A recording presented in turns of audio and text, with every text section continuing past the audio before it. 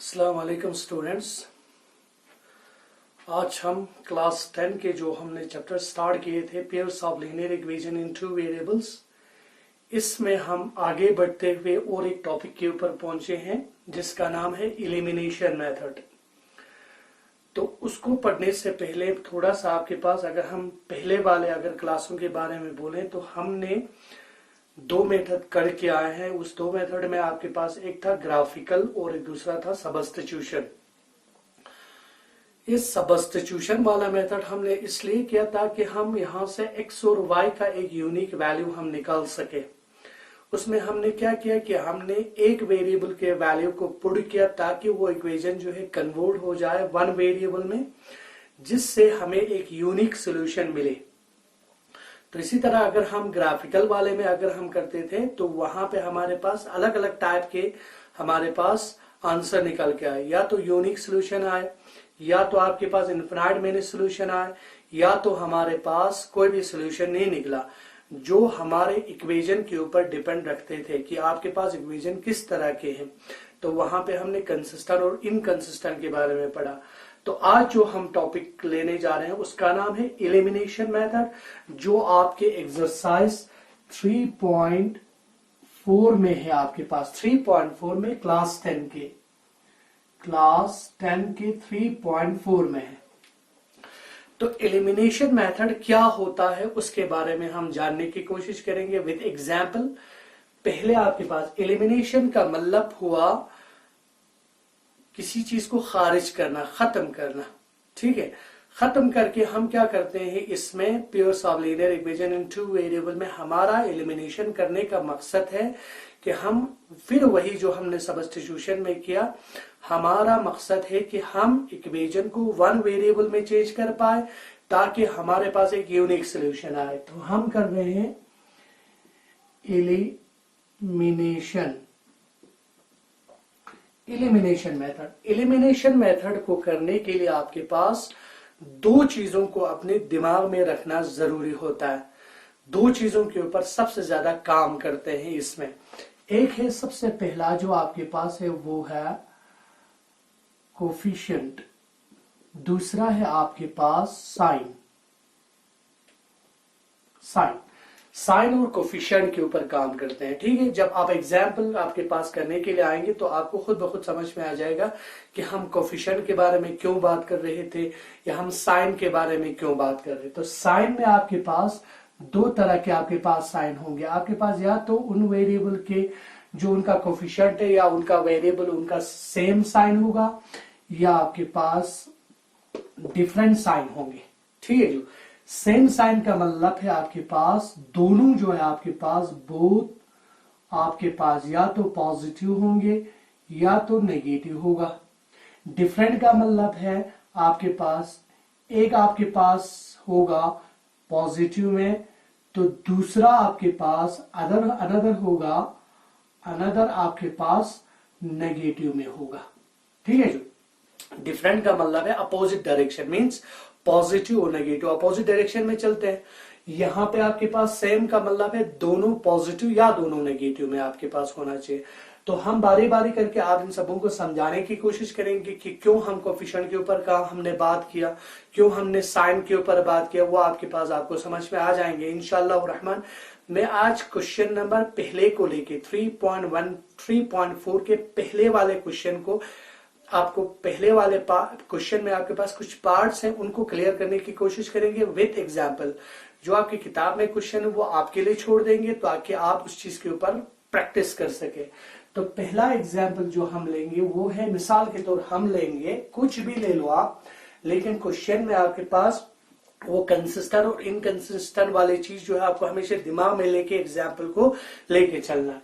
तो मुझे यहाँ पे यूनिक सोल्यूशन चाहिए, तो मैं यहाँ पे x plus y is equal to, मिसाल के तौर में अगर 7 दे दूं and x minus Y is equal to अगर मैं 3 ले लूं, तो ये मेरा पहला इक्वेशन, ये मेरा सेकंड इक्वेशन है। ठीक है, जो तो अगर मैं इन दोनों में देखो यहाँ पे इन दोनों में अगर मैं देखूं तो अगर मैं x वेरिएबल के कोफिशिएंट को देखूं या y वेरिएबल के कोफिशिएंट को देखूं तो मेरे पास सेम आ रहा है।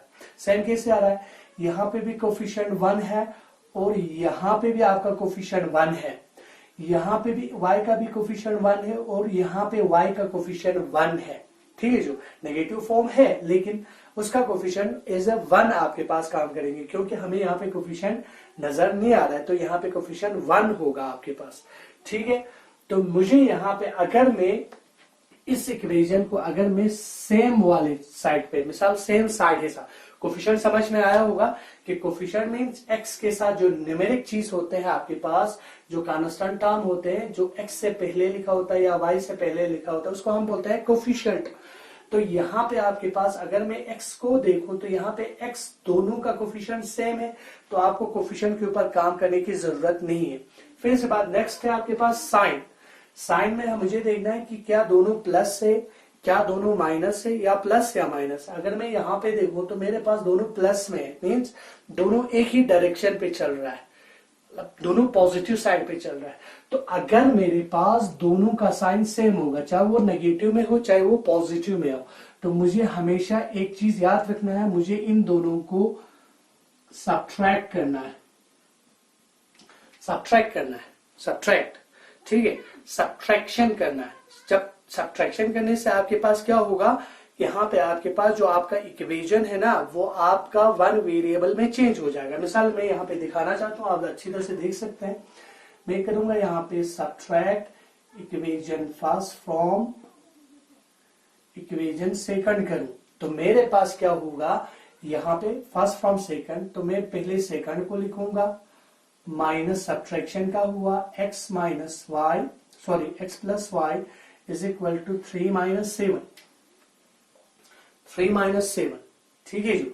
तो अगर मैं यहाँ पे ब्रैकेट को खोलूं तो ये एज इट इज आएंगे, जब इसका ब्रैकेट खत्म होगा तो बाहर जो साइन है उससे मल्टीप्लाई होगा, minus x minus Y is equal to minus 4 आएंगे। तो यहाँ पे क्या हुआ, x वाला वेरिएबल जो है आपके पास एलिमिनेट हुआ, तो मेरा इक्वेशन यहाँ पे 1 वेरिएबल में चेंज हुआ। अगर मैं यहाँ पे प्लस करूं तो माइनस माइनस प्लस हो जाते हैं, साइन आपके पास वही रहेगा, नंबर ऑफ टर्म 2 है तो 2 आया इज इक्वल टू माइनस 4 आया, माइनस और माइनस कैंसिल हो गए, y is equal to 4/2, y is equal to मेरे पास 2 आया। ये आपके पास x y का वैल्यू हुआ। तो मुझे x का वैल्यू चाहिए, तो मैं क्या करूंगा, यहाँ पे put y is equal to 2 in equation first में करो सेकंड में करो, कोई फर्क नहीं पड़ता है, दोनों में आंसर सेम आएंगे, आपको ट्राई करके देख सकते हैं। तो यहाँ पे आपके पास x plus 2 is equal to 7, x is equal to 7 minus 2, x is equal to मेरे पास आया 5। ये हो गया आपके पास। अगर मेरा वेरिएबल जो है सेम डायरेक्शन पे चल रहा है, तो मुझे हमेशा ये करना है कि मैं हमेशा इक्वेशन को सब्ट्रैक्ट करना है, मुझे हमेशा सब्ट्रैक्ट करना है। ठीक है, सब्ट्रैक्ट। तो सब्ट्रैक्ट करना कब करना है, सब्ट्रैक्ट जब आपका दोनों साइन जो है सेम डायरेक्शन पे, या दोनों पॉजिटिव हो या दोनों नेगेटिव हो, उस वक्त करना है। अगर मैं इसी इक्वेशन को अगर मैं डिफरेंट आपके पास साइन के हिसाब से देखूं, तो देखो यहाँ पे इक्वेशन क्या है मेरे पास, x plus y is equal to 7 और x minus Y is equal to 7। अगर मैं इस इक्वेशन को y के हिसाब से सॉल्व करूं पहले, तो पहले हमने x के हिसाब से देखा तो दोनों का साइन सेम थे। यहाँ पे अगर मैं y के हिसाब से देखूं तो मेरे पास साइन डिफरेंट है, ये अपोजिट डायरेक्शन पे चल रहा है। जब भी साइन डिफरेंट हो तो हमेशा मुझे एडिंग करना है, ऐड करना है, याद रखना हमेशा ऐड करना है। तो मैं यहाँ पे क्या करूंगा, adding equation first and second, equation first और सेकंड को मैं ऐड करूंगा, तो मेरे पास क्या होगा, x plus y plus x minus Y is equal to 7 plus 3। ठीक है, प्लस में कौन सा पहले लिखते हैं कौन सा बाद में लिखते हैं उससे कोई फर्क नहीं पड़ता है, क्योंकि हमने छोटे क्लास से पढ़ गया है। कम्युटेटिव प्रॉपर्टी या एसोसिएटिव प्रॉपर्टीज में अगर आप जाएं तो सिर्फ आपके पास मल्टीप्लिकेशन और एडिशन में ही सेटिस्फाई होते हैं, उसमें पहले कौन से लिखता है बाद में कौन लिखता है कोई फर्क नहीं पड़ता है। अगर मैं 2 प्लस 3 लिखूं या 3 प्लस 2 लिखूं कोई फर्क नहीं पड़ता है, आपका आंसर हमेशा 5 आएगा। ठीक है, तो यहाँ पे प्लस में पहले बाद में कोई कुछ नहीं होता है। तो यहाँ पे आपके पास y वेरिएबल कैंसिल हुआ, यहाँ पे मेरे पास क्या है, 2x इज इक्वल टू 10 आया, x इज इक्वल टू 10/2 आया, x इज इक्वल टू मेरे पास 5 आया।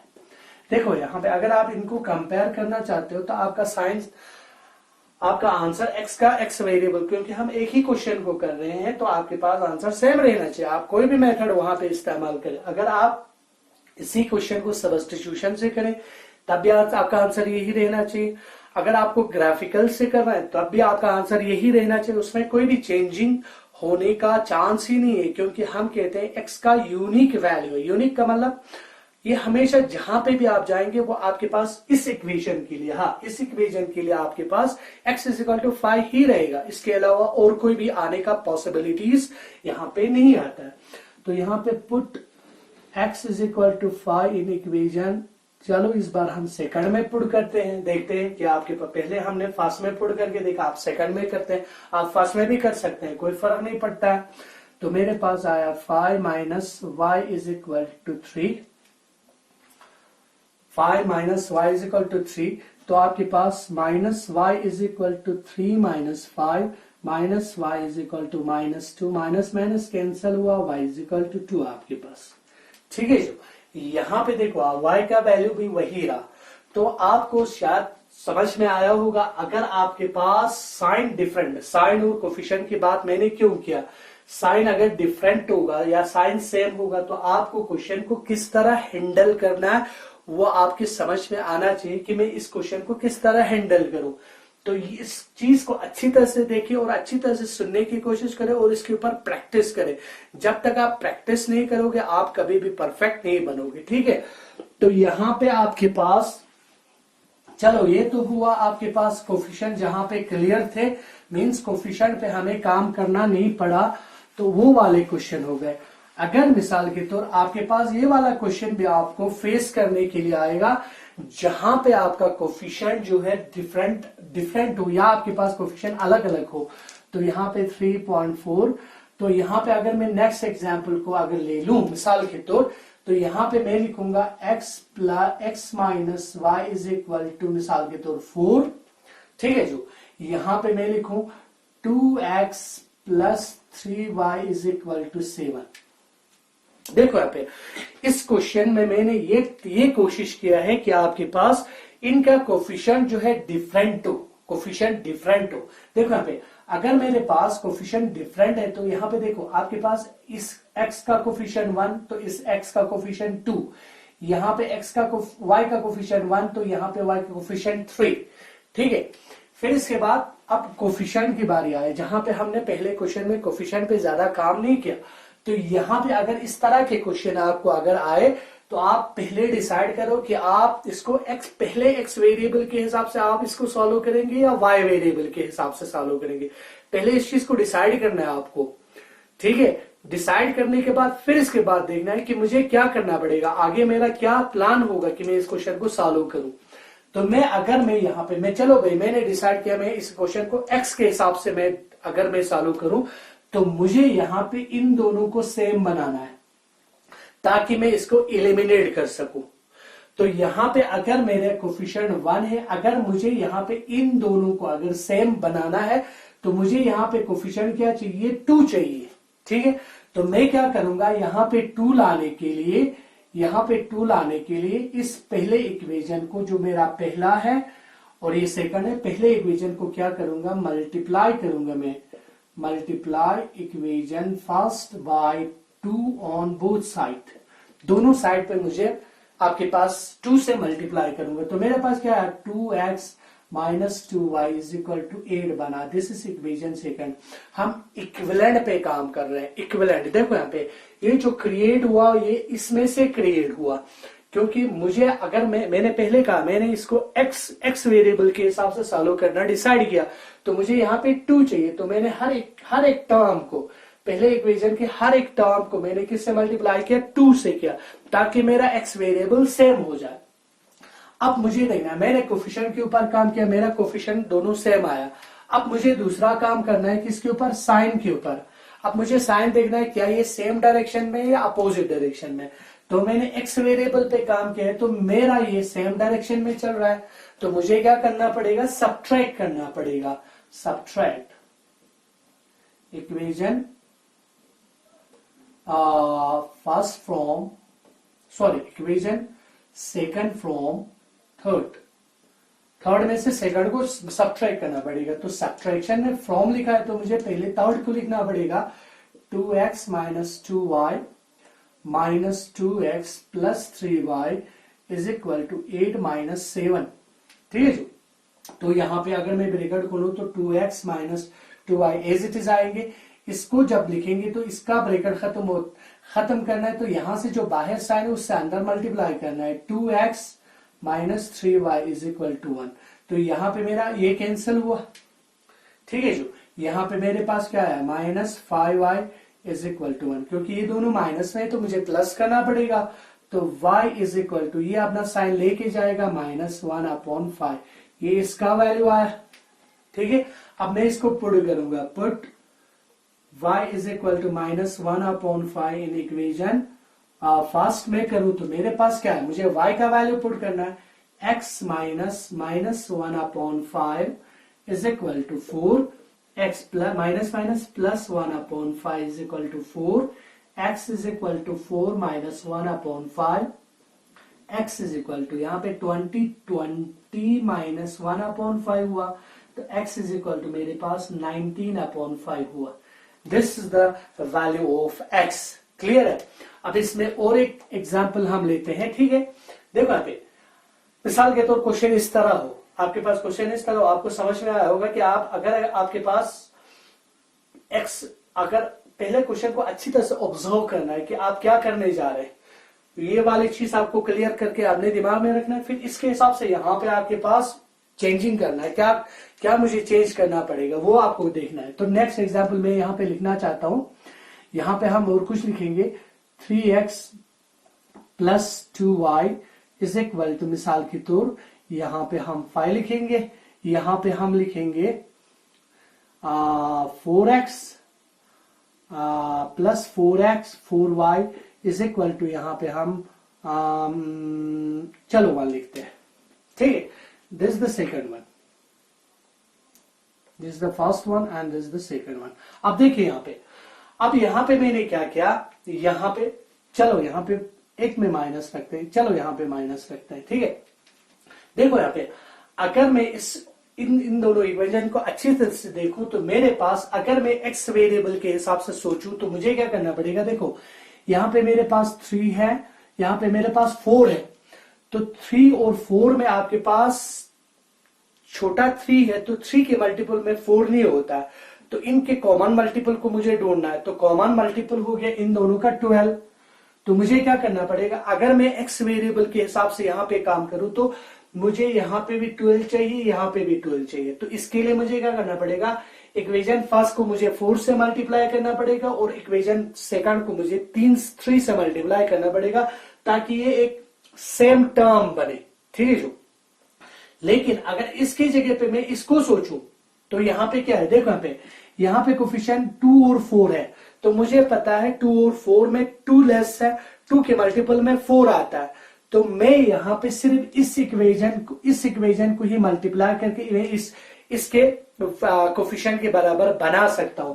तो मुझे यहाँ पे 2 को अगर मैं 2 से मल्टीप्लाई करूं तो मेरे 4 बनेगा। ठीक है, तो यहाँ पे मेरे पास दोनों इक्वेशन को मल्टीप्लाई करने से बेहतर मैं एक ही इक्वेशन को चेंज करूं ताकि वो दूसरे से बराबर बने।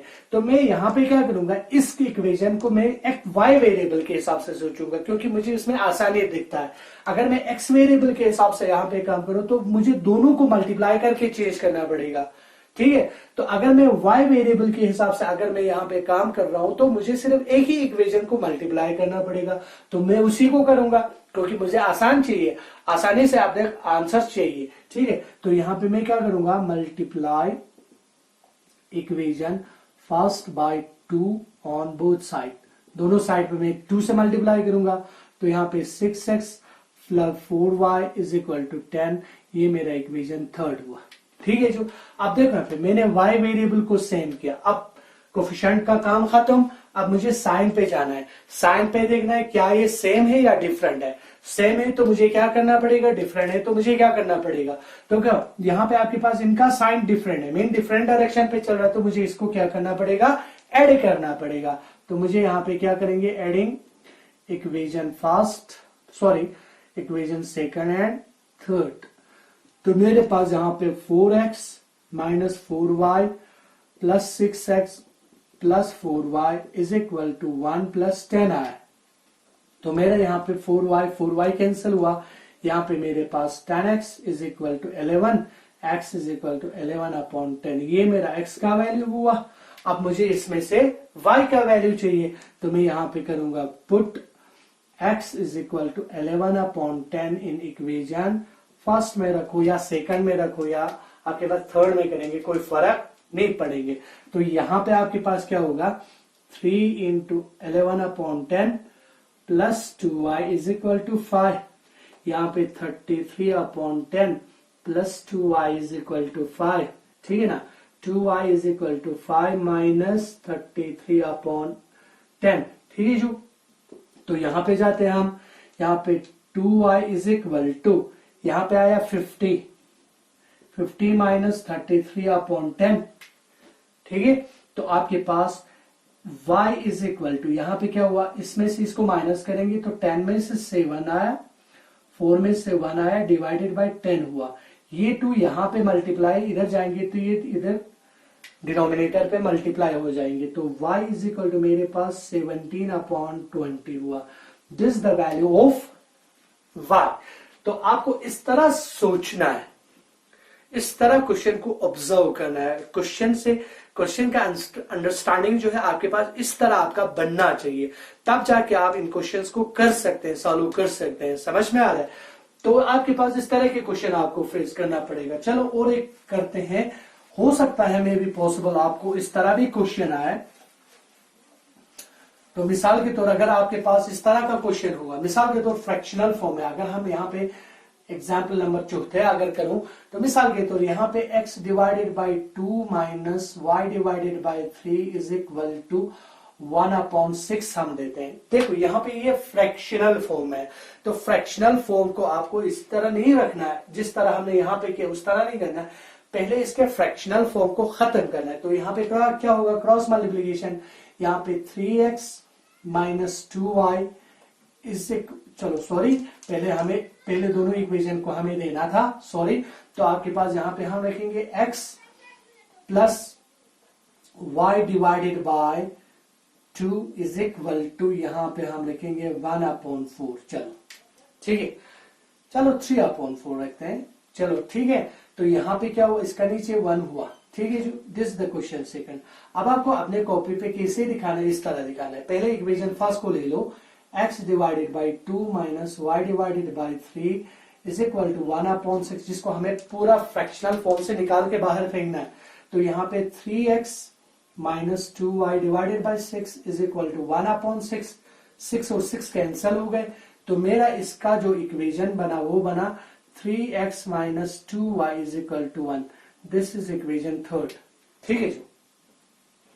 चलो इसको इक्वेशन फर्स्ट से रखते हैं क्योंकि हम सोल्यूशन कर रहे हैं, वहां पे ये क्वेश्चन था, इधर से आगे क्वेश्चन था। तो यहाँ पे आपके पास x बाय 1 लिखो या मत लिखो कोई फर्क नहीं पड़ता है, plus y divided by 2 is equal to 3 upon 4। तो यहाँ पे भी क्रॉस मल्टीप्लीकेशन होगा, यहाँ पे 1 रखेंगे तो 2x, यहाँ पे plus y divided by 2 is equal to 3 by 4, 2 1 2 2 2 4 हुआ। तो यहाँ पे अभी भी डिनोमिनेटर है, इसको यहां से खत्म करेंगे तो यहाँ पे मल्टीप्लाई होगा 4x plus 2y is equal to 3। This is equation second. बात समझ में आ रही है?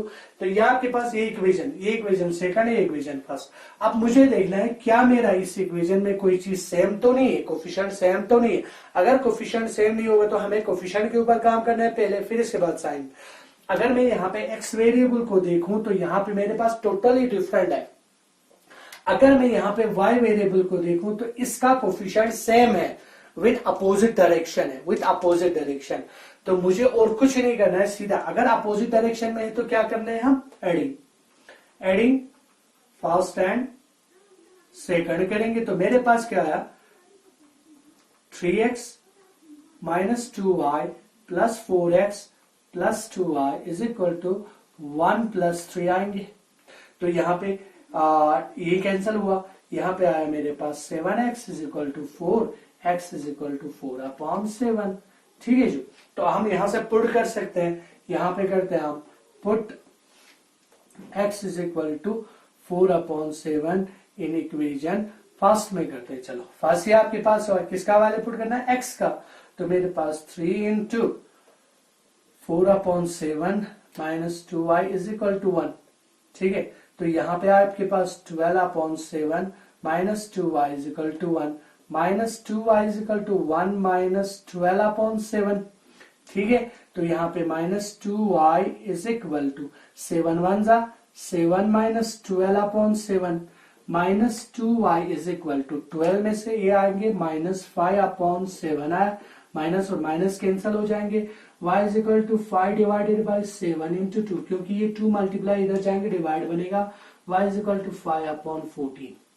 ये आपके पास y का वैल्यू। तो इस तरह के क्वेश्चन आपको फेस करने के लिए आ सकते हैं। तो मुझे उम्मीद है कि आप लोग कम से कम क्वेश्चन नंबर 3.14 का क्वेश्चन नंबर 1 में कुछ पार्ट्स दिए गए हैं, उनको आप आराम से कर सकते हैं इंशाअल्लाह रहमान। मुझे पूरा उम्मीद है कि मैंने समझाने की कोशिश किया विद एग्जाम्पल। फिर इसके बाद क्वेश्चन नंबर 2 के बाद क्वेश्चन नंबर 2 से आगे आपके पास वर्डिंग प्रॉब्लम पे आपके पास कुछ क्वेश्चन है, इंशाल्लाह वो नेक्स्ट वीडियो के लिए रखते हैं। खुदा आप सबों को सलामत रखे, अपने अमान में रखे। वस्सलामु अलैकुम व रहमतुल्लाहि व बरकातुहू।